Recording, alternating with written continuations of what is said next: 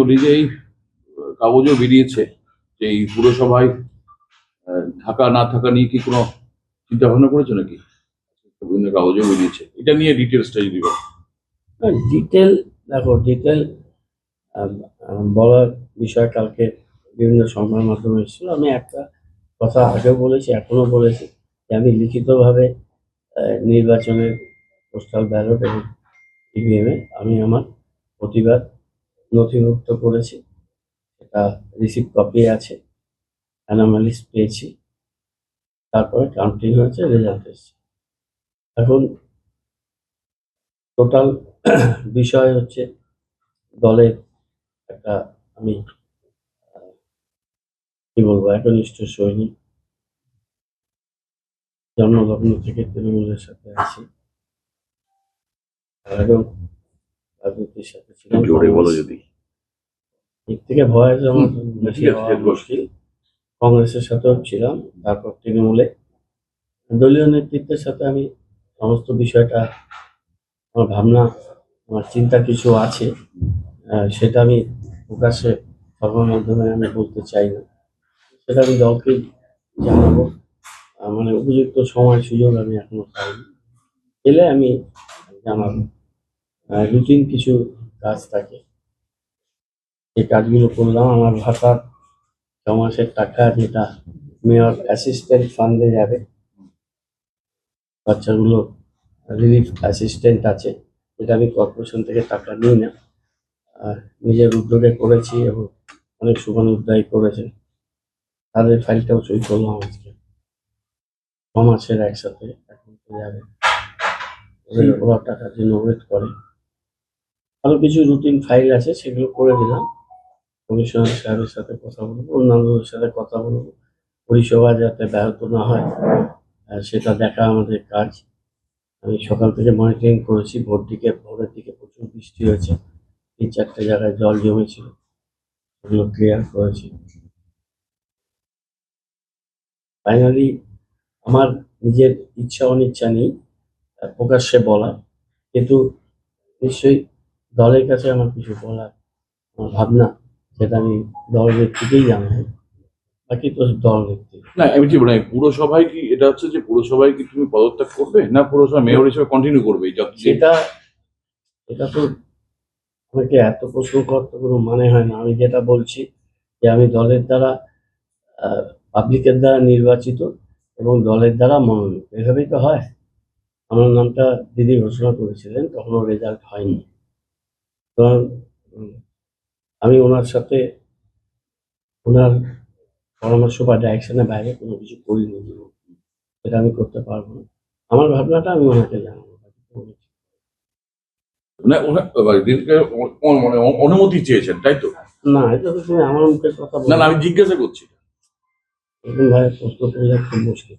আমি আমার ভাবনা আমি আমার নেত্রীকে জানাবো। আমার ভাবনাটা আমার মধ্যেই আছে, সেটা তো আমি কাউকে বলছি না, কারণ এটা আমার একান্ত নিজের ভাবনা। আমি দল নেত্রীর সাথে তাকে আমি জানাবো, উনি কি বলবেন, কি ভাববেন। আর একটা বিষয় যে একটা ফলাফল হয়েছে, সেই ফলাফলে যেমন নির্বাচন কমিশনের ভূমিকা, এটা নিয়ে তুমি আগেও বলেছো। তার বাইরে যে দলের ভূমিকা, অভিষেকের ভূমিকা, এটা মনে হয় না যে কোনো প্রশ্ন আছে? আমি আমি কোনো, কালকেও আমাকে অনেক সংবাদ মাধ্যম অনেক কিছু জিজ্ঞেস করেছে, আমার কোনো প্রশ্ন নেই। আমার যদি কোনো প্রশ্ন থাকে, কোনো কিছু বলার থাকে, সেটা দলের ফোরামে যেদিন আলোচনা, যদি ফিডব্যাক হয় সেখানে বলবো। এখন এটা সময় নয়। এখন আমি যেই অফিসে বসি, সেই অফিসটা ভেঙে দেওয়া হয়েছে, কাউন্সিলরের অফিস, সে তো মেয়র বসেন। আমি যে পাড়া থেকে নির্বাচিত, সে পাড়ার পার্টি অফিস ভেঙে দেওয়া হয়েছে। বিভিন্ন জায়গায় আমাদের কর্মীরা মার খাচ্ছে। এখন তাদের পাশে দাঁড়ানো আমার প্রথম এবং প্রধান কাজ। সেই কাজটা আমি করব। সেই জায়গার থেকে আমি পালিয়ে যাব না, সেটা আমার দায়বদ্ধতার থেকে আমি সেটা করব। আজকে বিকেলে যাব ৩৩ নম্বরে কাউন্সিলর অফিসে, সেখানে মানুষের পরিষেবার দরকার থাকে, তারা আসেন আমার কাছে, সেই কাজগুলো আমি করব।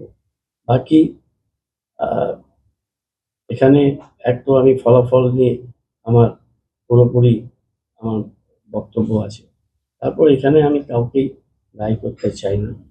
এখানে সবাই সবার মতো করে করেছেন কাজ, সবাই ভালো কাজ করেছে, সবাই ঠিকঠাকই করেছে। বাকি ফলাফল যা এসছে ম্যানুফ্যাকচার ফলাফল হলে কারো হাত থাকে না। পোস্টাল ব্যালটে এটা একদমই পরিষ্কার। বাকিটা মানুষের সিদ্ধান্ত।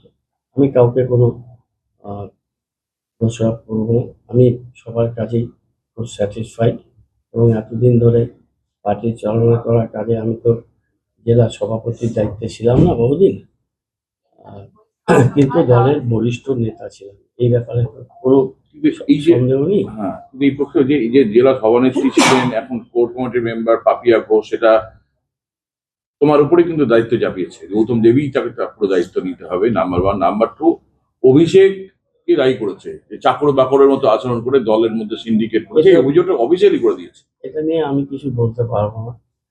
আহ, উনি ওনার বক্তব্য বলেছেন, ওনার মনে হয়েছে এটাই সঠিক মূল্যায়ন এই সময়, উনি সেটাই বলেছেন। ব্যক্তি স্বাধীনতা আছে, ওনার অভিজ্ঞতা আছে, দীর্ঘদিন দলের সাথে যুক্ত আছে, উনি বলেছেন। এটা ব্যক্তিগত ব্যক্তিগত মতামত। এটা ওনার মতামত, আমি কি বলবো?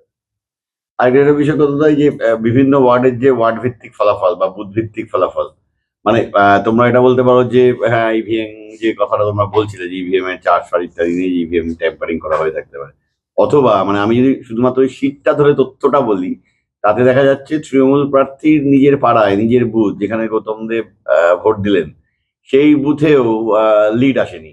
শিলিগুড়ি বিধানসভা এলাকার যে 23টি কাউন্সিলর তৃণমূলের 23 জন, একজন কাউন্সিলরও তার নিজের ওয়ার্ডে জিততে পারলেন না। না, জিতেছে 6 নম্বরটা। কেন এটা কি বিপর্যয়, মানুষ মুখ ফিরিয়ে দিল নাকি ইভিএম এর কোনো সমস্যা বা আমি ডিজাইন ম্যানারে ভোট হয়েছে, আগে বলেছি এখনো বলছি, বারে বারে একই কথা। প্লাস পোস্টাল ব্যালট সবাই দেখেছে কি হয়েছে, 233টা বেশি ছিল এবং টান ভালো ছিল। এ ব্যাপারে আমার পুরো বক্তব্য আছে।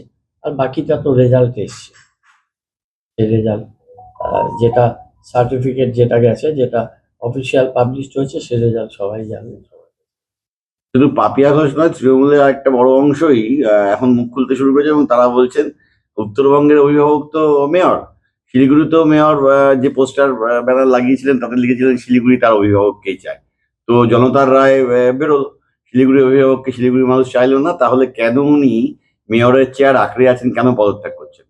এটা বিরোধীরা নয়, বিজেপি নয়, তৃণমূলেরই একটা অংশ বলছে। ঠিক আছে, তারা বলছে, আমার উত্তর ঠিকঠাকই দিলাম। ঠিক আছে। আরো নিত্য নতুন ভিডিও পেতে এবং তথ্য জানতে আমাদের ফেসবুক পেজকে লাইক ও ফলো করে রাখুন। সেই সঙ্গে টাইমস 14 বাংলার ইউটিউব চ্যানেলকে সাবস্ক্রাইব করতে ভুলবেন না।